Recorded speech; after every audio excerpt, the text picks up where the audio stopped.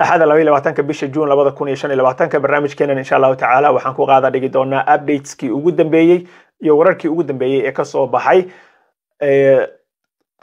kadib weerarkii shalay Mareykanka uu qaaday oo ku qaaday Iran maxaa cusub. Haddii aad nagu cusub tahay, don't forget to subscribe to the channel. Haddii hore noola joogtay, like and share the video. Haddii aan ku bilaabo, waxaa already isbedelay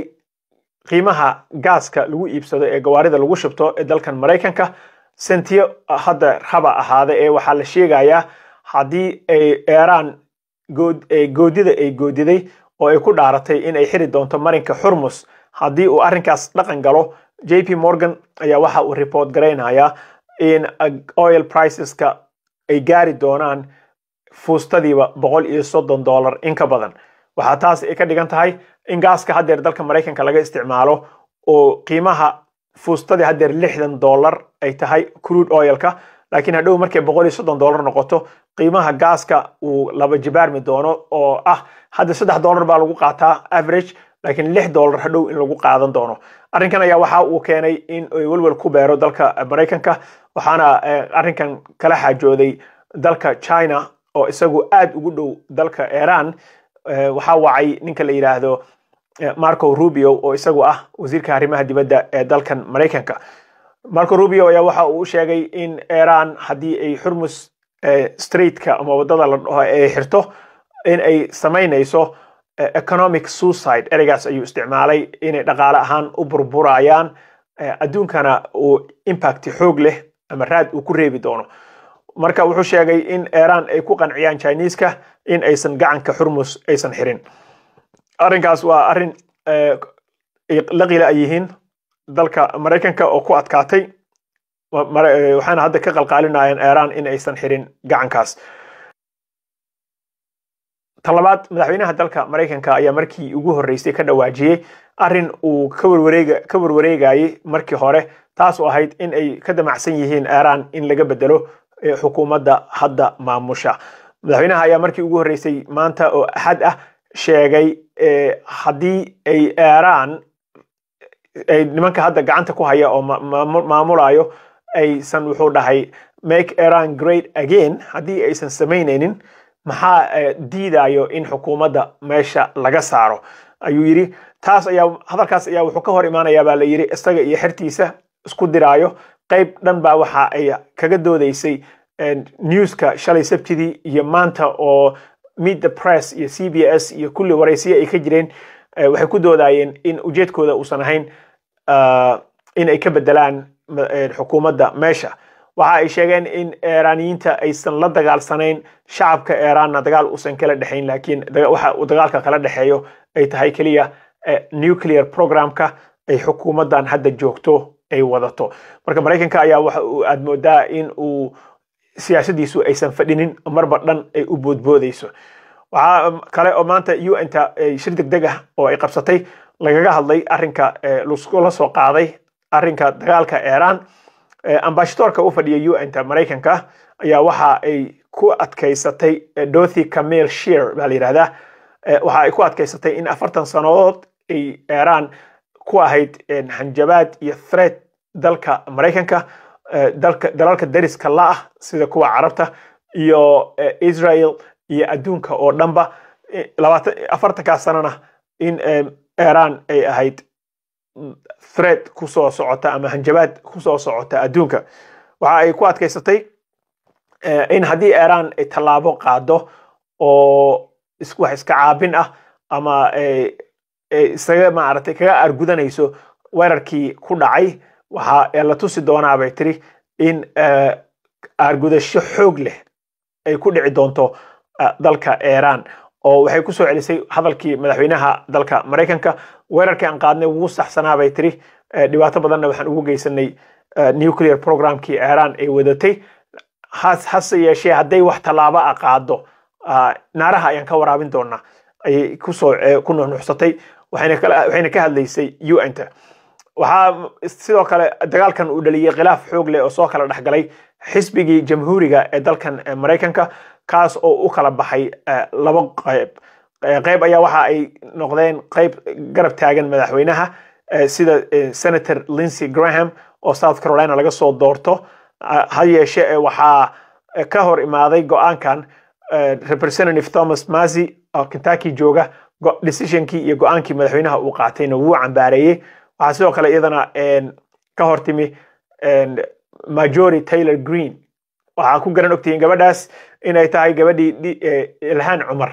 ciirsan jirtay oo dhihi jirtay waa la tarxiilaya iyo sharciyada ka soo saari jirtay oo inta dagaalka kula jiri jirtay waaye hayeeshee maanta she spoke out dagaalka way ka soo horjeensatay waxa kale oo soo kordhay in wasiirka arrimaha dibadda Iran Abbas uu ka degay Moscow kala soo xaajoodo xaalka sida uu yahay waxa ogtiin Iran ilaa iyo hadeer in aysan wax jawaaba ka bixinin weerarkii lagu qaaday hadalna aysan ka sheegin moodka ay kaga jirto waxaana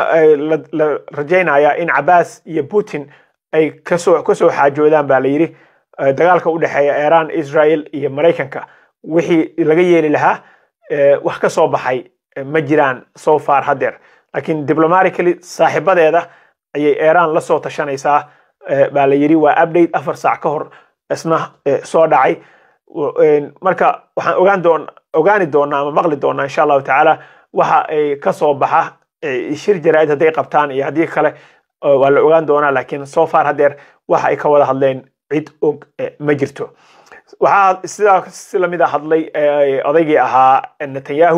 Netanyahu ayaa waxa uu galay leef saa'ida oo uu la galay madaxweynaha dalka Mareykanka waxa uu sheegay waxaan ogeyn buu yiri goolal waaweyn baan xalinay waxaan moodaa buu yiri anaga waan wadeena dagaalka aan ku beegsanayno Iran oo haddaba waxa la soo sheegaya 5 minutes ago update-kii ugu dambeeyay in dhowr meel caawa Iran qarax laga maqlaayo oo diyaaradaha Israel wali ay qaraacayaan ma aha Mareykan laakiin waa diyaaradaha Israel so dagaalka anaga waa wadeena buu yiri laakiin waxaan aad iyo aad uga mahad celinaynaa buu yiri waan aaminsanaa buu dhahay ninkan Trump waxaan aaminsanaa buu dhahay in uu ismuujin doono oo isu cadeyn doono in uu yahay great leader hogaamiye weyn waxa kale oo aan mar walba xaqiiqsanaa buu dhahay in uu yahay saaxiib dhow oo ay leedahay xukuumadda Israel so wuxuu dhahay no one compares to him qof lamida adduunka kamaba jiroba buu taagan yahay ninkii ahaa Netanyahu Trump oo kale horeba looma arag namana soo marin leef waa dhaaftay sheekadiisa waxa isna hay'adda atomiga u qaabilsan International Atomic Energy Agency baa la yiraahdaa iyadu qaabilsan arrimaha nuclearka adduunka oo ilaalisa radiationada hadii shucaac uu baxo iyo waxaas ayaa iyadana hadashay waxa ay sheegtay in saldhigyada Fordow, Natanz, Isfahan ay ku dhaceen gantaalo Mareykanka uu ku dhuftay hayeeshee waxa ay sheegeen site-kaas markii horeba waxa gantaalo ku dhuftay bay yiraahdeen Israel ma cadda bay yiraahdeen marka in uu shucaac jiro in uu maartay wax damage iyo wax sun ah oo nuclearka ka soo baxday ay jiraan waxaan ka warsugaynaa bay tiri saynisyahanada iyo khubarada